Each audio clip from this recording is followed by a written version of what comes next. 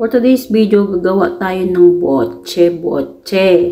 Yan guys, naglaga tayo ng munggo dyan. Tapos nagtunaw na rin tayo ng glutinous powder. So ayan guys, tingnan nyo na lang yan kung ano ang ginamit ko. Pero huwag nyo kalimutan mag-subscribe, mag-like, at mag-share sa aking YouTube channel, Mariam21 Vlog. So ito na guys, yung ating glutinous powder kanina, ayan na siya. Tapos magbilog lang. Kukuha lang tayo, tapos bibilugin natin at ipapalaman natin yung ating munggo dyan sa loob. Yan yung pinaka niya. Palaman ang ginamit natin ay yung munggo.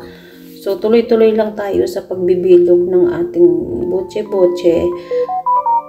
Ayan, kailangan maayos yung kanyang pagbilog. Tapos pagkatapos natin bilog, ilalagay natin doon sa ating sesame seed.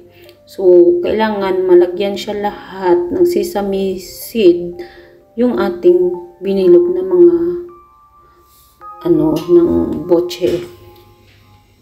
So, tuloy lang tayo. Tuloy lang ang proseso niya hanggat sa matapos yan, guys.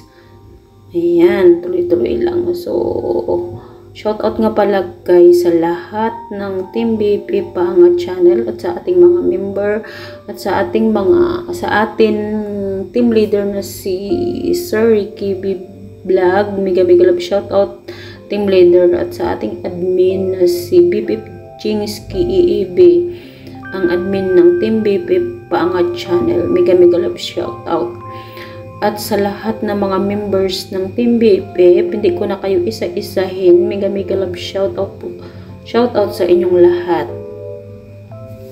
At maraming salamat sa pagpapanonood sa aking mga videos.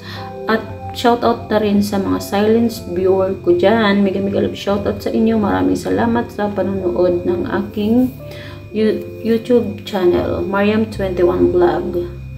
So, yun na nga guys, ito na. Dahil, kaya pala naisipan kong gumawa ng boche kasi parang natakam akong kumain ng, alam mo yun, pag yung Filipino food talaga hanap-hanapin mo.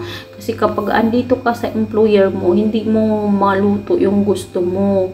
Kasi nga, bawal kasi magluto. Kumbaga kung sa Arabic, sa mga Muslim, bawal magluto ng hindi halal. So, kailangan halal ang lulutuin mo na pagkain kasi nga sila ay religious.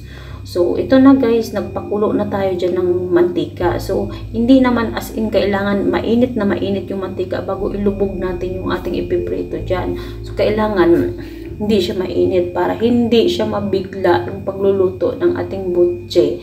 So, dandahan lang ang apoy niya pati. Kasi para maganda talaga ang kalabasan niya ng pagluto na hindi sunog, pantay ang pagkaluto niya. So, nilagay na natin yung ating butche dyan. So, pasensya na pala kayo guys kasi medyo magalaw ang aking pagbibideo. Kasi wala kasi akong taga-video. So, magbibidyoin ko tapos magluluto pa ako. So, isang kamay ko naghahawak ng cellphone. So, isang kamay naghahawak ng panandok. So, kaya magalaw guys. Pasensya na kayo ha. So, ito na. Malapit na nga maluto yung ating butche kasi nagba-brown na siya. So, kailangan natin balabaliktarin ang ating niluluto para hindi siya masunog. Kasi nga ang ating oil ay hindi naman apaw na apaw. So, kailangan kasi dyan guys, ang ating oil ay lubog na lubog sana ang ating niluluto. Para kapag alam mo kasi pagluto na yan siya, tataas siya kapag luto na siya. So, kaso, siyempre nga, nagtipid tayo ng mantika, kaya, ayan, medyo tipid nga. So, sige lang, baliktad-baliktarin lang natin para maging pantay ang kanyang pagluto, guys. Ayun. So, maya. So, kunting ano lang talaga, kumbaga, kunting tiyaga lang talaga para maging maayos ang pagluto at maging perfect ang ating butche. So, ayan nga guys, sabi ko nga sa inyo, nakakamiss talaga yung Filipino food. So, alam mo naman tayo mga Pilipino, talagang hanap-hanapin natin ang panlasa natin. So, ayan na guys. So, maya-maya hanguin na natin yan.